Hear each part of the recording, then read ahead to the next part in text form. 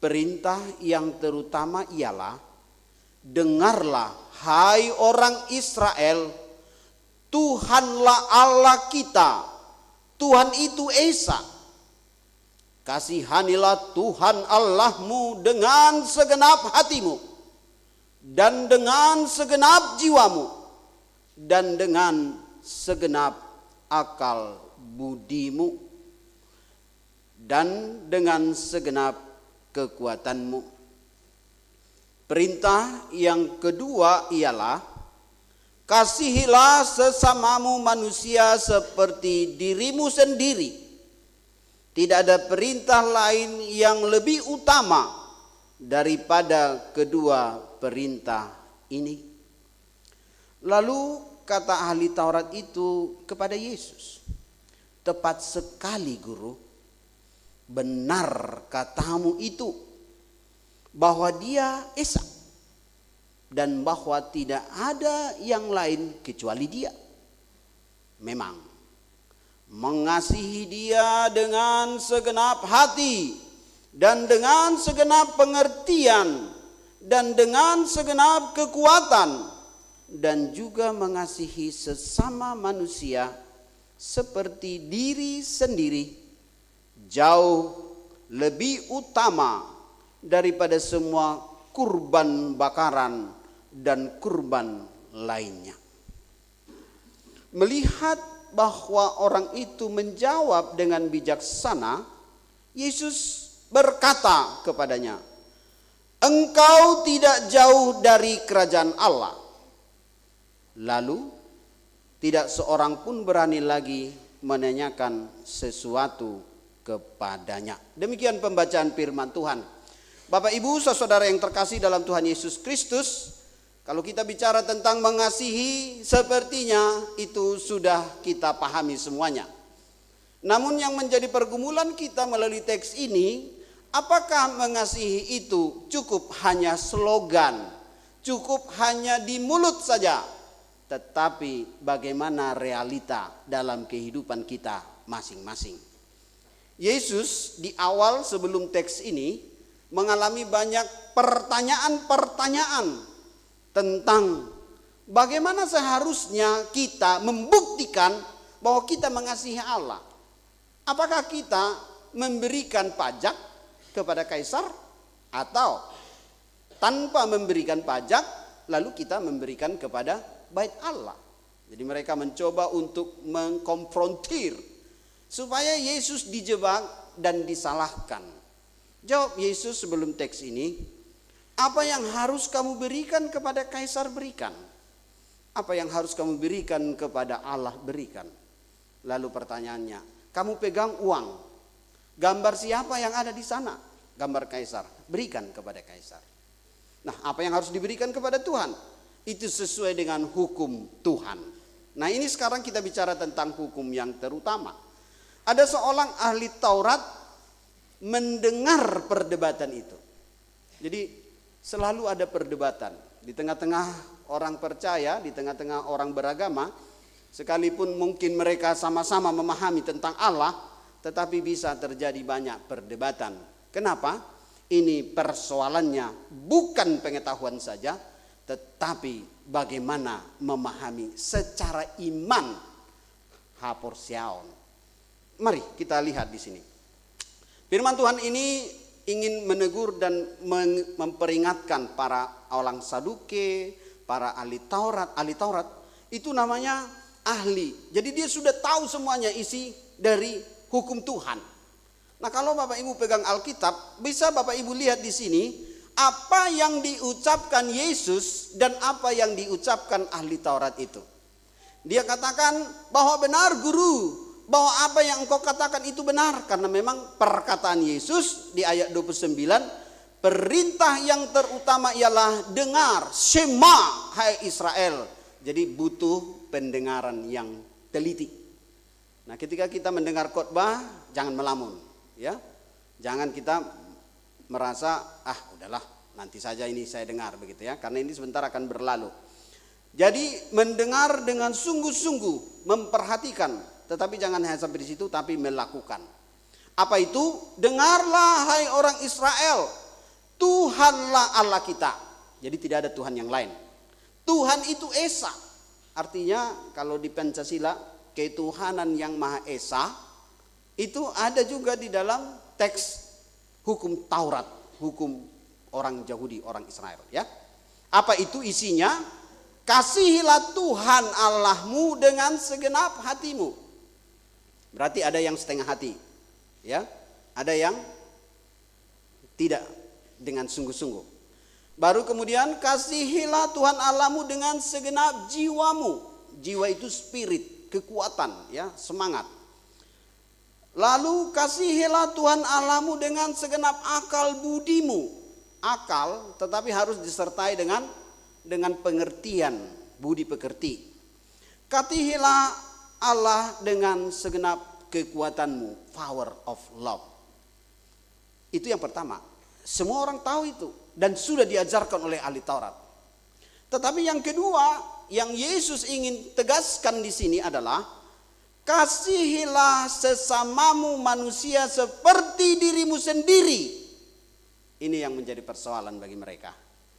Karena dari 631 hukum Taurat yang sudah mereka kembangkan dari 10 hukum, itu 248 itu berbicara bagaimana mengasihi Allah, tetapi 365 bagaimana mengasihi sesama.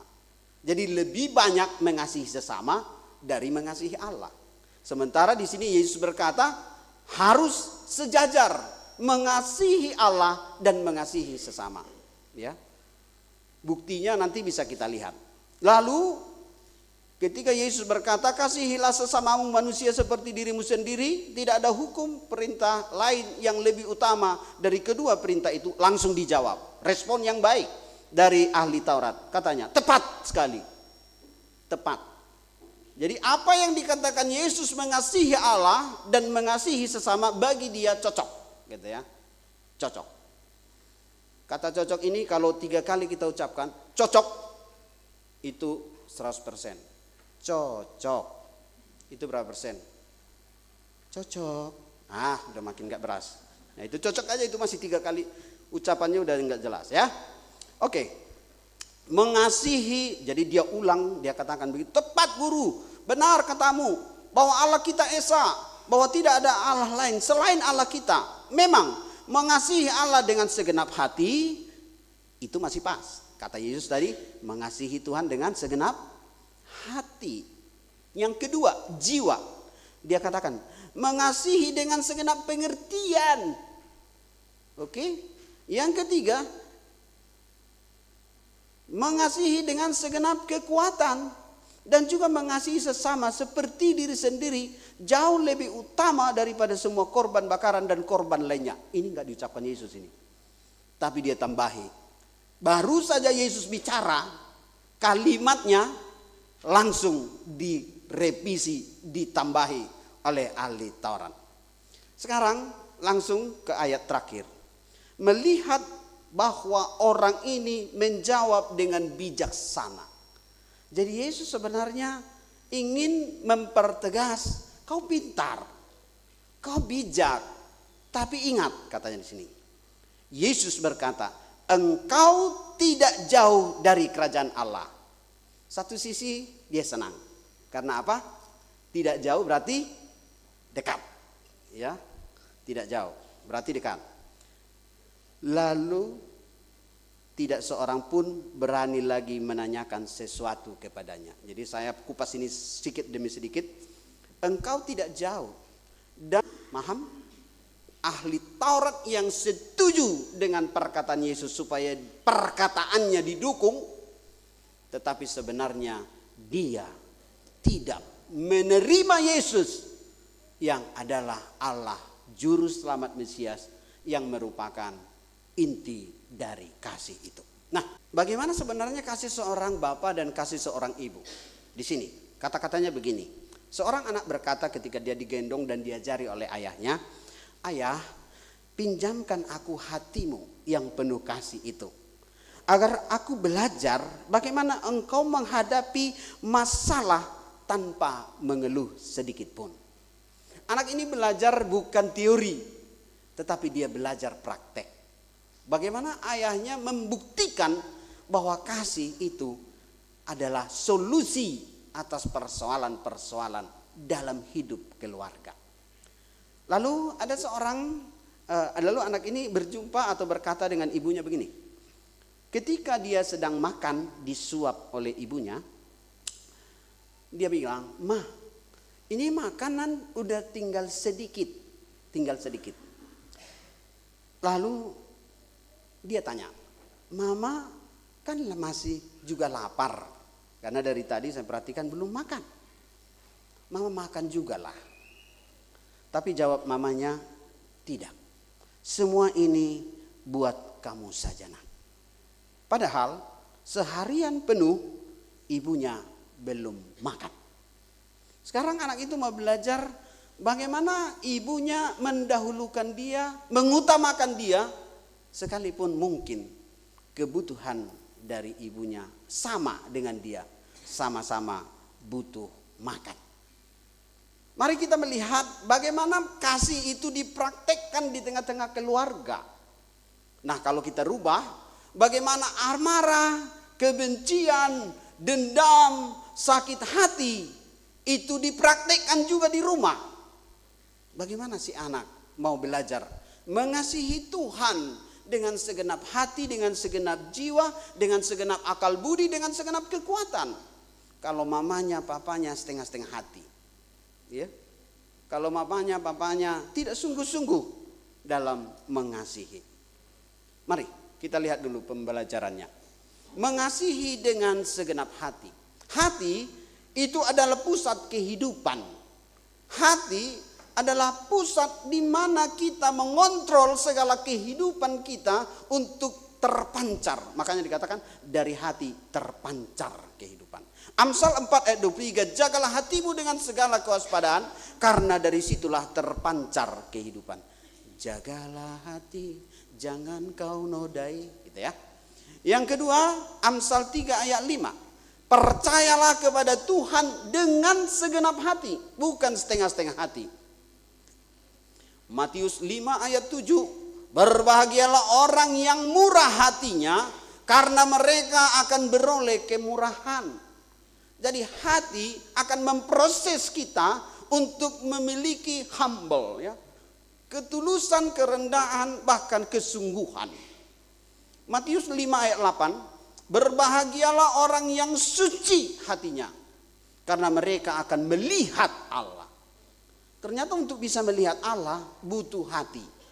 Butuh hati. Tapi hati yang suci, yang telah mohon kesucian atau dikuduskan. Mazmur 9 ayat 2 katanya begini. Aku mau bersyukur kepada Tuhan, tetapi tidak separuh hati, tetapi dengan segenap hatiku. Dalam ulangan yang kita baca sebagai epistel tadi, dikatakan begini. Shema Israel, dengarlah hai orang Israel, Tuhan itu Allah kita, bukan Allah orang sana. Itu kesaksian-kesaksian orang yang dijamah, ditolong, diberkati, dipakai Tuhan luar biasa. Kalau dulu dia berkata, Tuhan itu Allahku. Tuhan itu Allah kita. Tuhan itu Esa. Kasihilah Tuhan Allahmu dengan segenap hatimu, dengan segenap jiwamu, dan dengan segenap kekuatanmu. Bagaimana kita untuk bisa masuk dalam nilai-nilai kasih yang Tuhan inginkan? Mari kita lihat. Saya hanya ambil 5 saja. 5 faktor agar mengasihi mampu dengan segenap hati. Jangan mendua hati. Ya. Karena firman Tuhan berkata dalam Matius 6 ayat 24. Tak seorang pun dapat mengabdi kepada dua tuan. Separuhnya dia mengabdi kepada uang atau dunia atau iblis. Separuhnya dia mengabdi kepada Tuhan. Orang yang mendua hati tidak akan mendapat apa-apa. Yang kedua, kasih, melakukan kasih itu dalam perbuatan. Kasih itu kalau diteliti itu orang yang melakukan kasih, dia akan bisa merasakan damai sejahtera Allah. Itu akan dia bisa rasakan, ya. Baik. Kita sudah masuk ke bagian kedua tadi, ya, berbuat. 1 Yohanes 3 ayat 18, anak-anakku marilah kita mengasihi dengan perbuatan dalam kebenaran. 1 Yohanes 4 ayat 20-21, jikalau seorang berkata aku mengasihi Allah dan ia membenci saudaranya, maka ia pendusta. Seberapa banyak di tengah-tengah kita masih mempraktekkan hidup berdusta? Karena katakan mengasihi tetapi sebenarnya membenci. Mari kita buang semua kebencian, dendam, iri hati, sakit hati, supaya kita bisa hidup di dalam kasih. Barang siapa mengasihi Allah, ia harus juga mengasihi saudaranya. 1 Petrus 4 ayat 8, tetapi yang terutama kasihilah sungguh-sungguh seorang akan yang lain. Karena apa? Karena kasih menutupi banyak dosa. Di dalam hukum firman tadi, hukum sebelum kita membaca epistel, hukum kasih namanya, dari Yohanes 13 ayat 35, Yesus mengingatkan, bukti kita mengikut Yesus, menjadi murid Yesus, jika kita saling mengasihi dan saling mengampuni. Gitu ya. Tidak munafik. Ya. Lain di bibir, lain di hati. Harus sama, ya. Itu lagu sering dinyanyikan kalau acara-acara hiburan, lain di bibir, lain di hati. Kalau kita perbandingkan ada 3 bangsa, ya. Bangsa Jepang, negara Jepang, bangsa Amerika, negara Amerika, orang Amerika, dan orang Indonesia. Ya, kira-kira yang paling unik apa? Kalau orang Jepang sedikit bicara, banyak kerja. Makanya pekerjaan mereka banyak. Orang Amerika banyak bicara, banyak kerja. Masih sebanding ya. Orang Indonesia yang belum bertobat ini. Orang Indonesia banyak bicara, sedikit kerja. Enggak, saya mau bilang begini, kalau itu hampir sama ya. Orang Indonesia yang belum bertobat. Beda yang dibicarakan, beda yang dikerjakan. Jadi bicaranya apa, kerjanya yang mana gitu. Bahasanya kemana, yang dikerjakan apa. Mari orang-orang bertobat tidak seperti itu. Orang-orang yang sudah menerima Kristus. Sesuai perkataan dan perbuatan. Apa yang kita bicarakan, mari kita kerjakan. Karena orai labora kita ya. Bekerja dan berdoa. Jadi mari jangan seperti orang lain bicara, lain yang dilakukan. Itu orang munafik. Itu tadi ahli Taurat. Yang ditegur Yesus, engkau tidak masuk kerajaan Allah. Tentu kalau dikatakan kepada kita seperti itu, wah bisa marah kita ya. Kita rajin gereja, rajin kor, rajin pertanyaan. Terus Yesus ngomong ke kita, engkau tidak masuk kerajaan Allah. Ngeri. Kenapa? Karena kita hanya sekedar lip service. Terlihat Kristen, tetapi hatinya belum sungguh-sungguh untuk ikut kepada Yesus. Ya. 1 Yohanes 3 ayat 8-9, setiap orang yang lahir dari Allah tidak berbuat dosa lagi. Roma 12 ayat 9, jauhilah kejahatan dan lakukan yang baik. Yang keempat, kasih itu murni, rela berkorban, bukan mengorbankan orang lain. Jika kita masih ingin mengorbankan orang lain untuk kepentingan kita, mengambil hak orang lain untuk milik kita, bahkan menyiksa orang lain hanya untuk memperkaya, memperhebat, membuat kita lebih wah di tengah-tengah dunia ini, itu bukan orang yang mengasihi. Karena apa? Yesus sendiri diutus oleh Allah dalam Yohanes 3 ayat 16 ya. Karena begitu besar kasih Allah akan dunia ini sehingga dia telah mengutus anaknya yang tunggal Tuhan Yesus supaya rela disalib. Dan setiap orang yang percaya kepadanya tidak binasa, melainkan beroleh hidup yang kekal. Itu kasih yang murni ya. Oleh karena itu mari kita berikan persembahan kita seperti Roma 12, persembahkanlah tubuhmu sebagai persembahan yang hidup, yang kudus, yang berkenan kepada Tuhan. Itulah ibadahmu yang sejati. Itulah sebenarnya kasih yang murni. Rela untuk dipakai atau rela untuk dijadikan alat Tuhan dimanapun kita berada. Nah, ada satu film yang ini cerita tentang kasih ya. Jadi ini film mendapatkan juara the Golden Gold nomination di dunia ya. Judulnya Les Miserables ya. Ini pemainnya adalah Jean Valjean. Nah, saya nggak kenal orangnya ya kan. Tapi yang jelas kisahnya, karena cintanya kepada anak dan istrinya dalam masa sulit, dalam masa paceklik di Prancis, lalu akhirnya dia harus melakukan tindakan yang melanggar hukum, mencuri. Apa yang dicurinya? Roti. Karena roti itu makanan mereka di sana. Jadi dia curi roti. Nah, karena dia bukan pakar pencuri, ya seperti kami yang udah melayani di penjara-penjara yang tertangkap gitu kan, karena dia nggak pakar, makanya dia tangkap. Lalu setelah dia ditangkap, anehnya dia di dalam pengadilan dijatuhi hukuman 19 tahun. 19 tahun hanya mencuri roti. Sama seperti ibu yang mencuri ubi di perkebunan, ya, dijatuhi hukuman.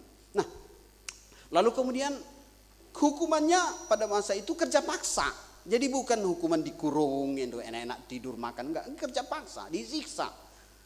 Dan oleh karena itu mentalnya jadi rusak, ya. Dia balas dendamnya pasti ada, ya. Hanya karena mau beli roti aja, makan aja, sebegini beratnya hukuman saya.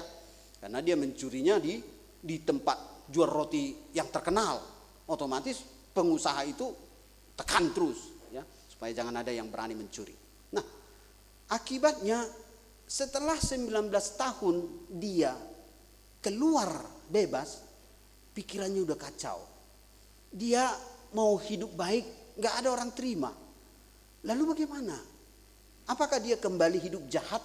Karena di penjara teman-temannya banyak yang jahat. Dia sebenarnya ingin bertobat, tapi tidak bisa karena tidak ada tempat yang mau menerima dia dengan kasih. Lalu satu hal yang terpikir oleh dia, mungkin di gereja masih ada kasih. Kira-kira Amang Inang di parkiran kita sekarang ada yang rambut segini. Kalau lihat ya, apakah dia bisa kita sentuh dengan kasih? Itu yang harus kita perjuangkan nanti. Nah, dia berpikir di gereja masih ada kasih, ya, atau mengambil di gereja masih ada kasih. Lalu dia datang ke gereja. Biasanya di gereja itu kalau udah gerejanya agak lumayan besar, di gereja itu ada rumah pendeta, ya, rumah pastori namanya, atau ada pelayan lah kita bilang. Nah, dia tok. Kalau penjaga melihat dia kan pasti nggak dikasih masuk, ya.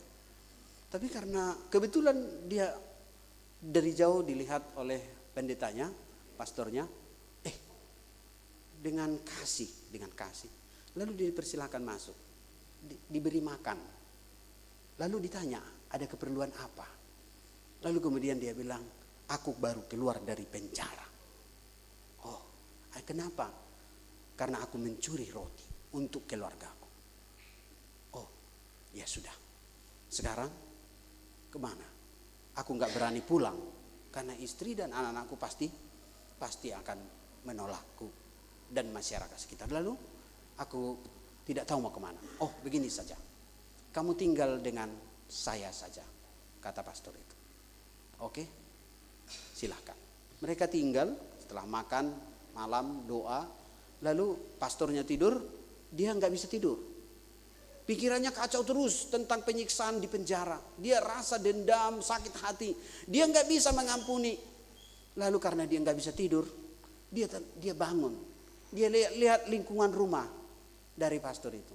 Biasanya di lingkungan rumah itu kan ada alat-alat untuk perjamuan kudus, ada alat-alat untuk lilin, ada macam-macam gitu. Dan dia lihat ini menarik, ini bisa dijual, gitu. Jadi kalau bendahara sekarang dikunci di lemari itu, nggak boleh. Ya.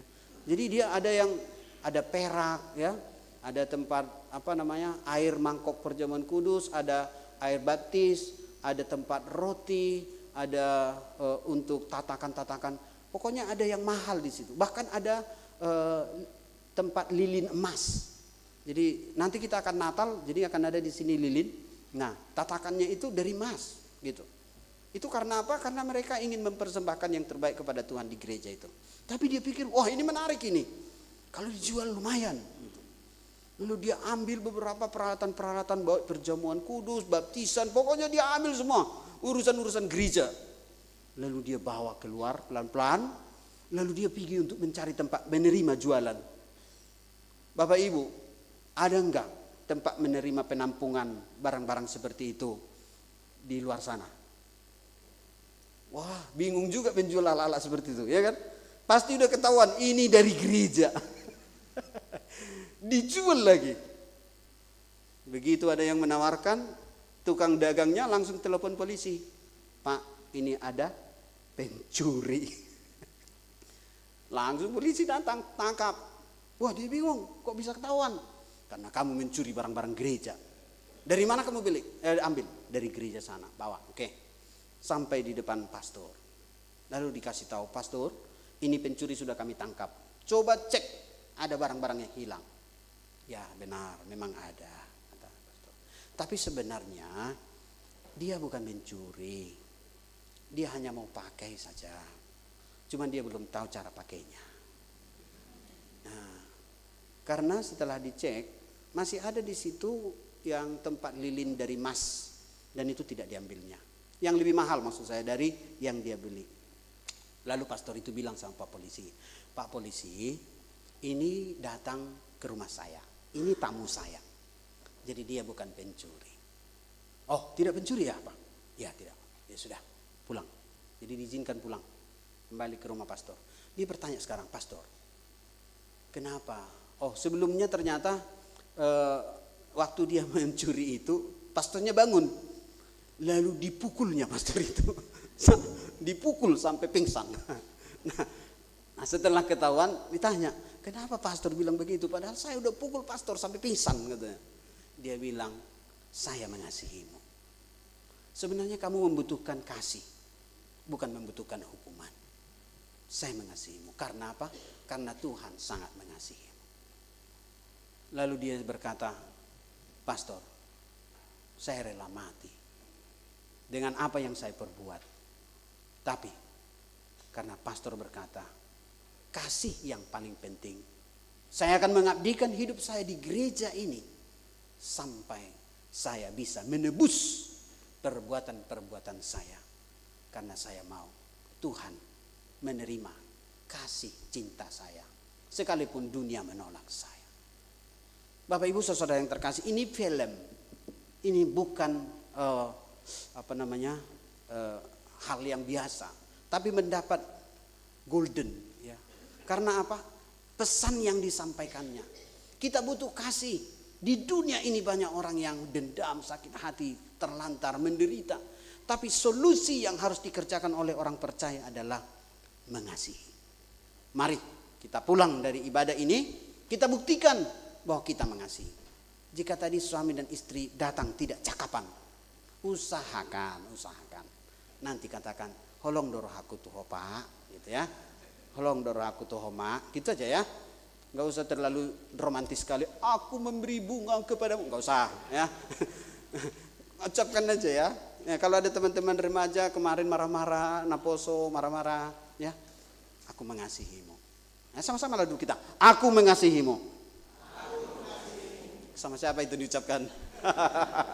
Ya, sama Tuhan dan sama sesama. Mari kita berdoa.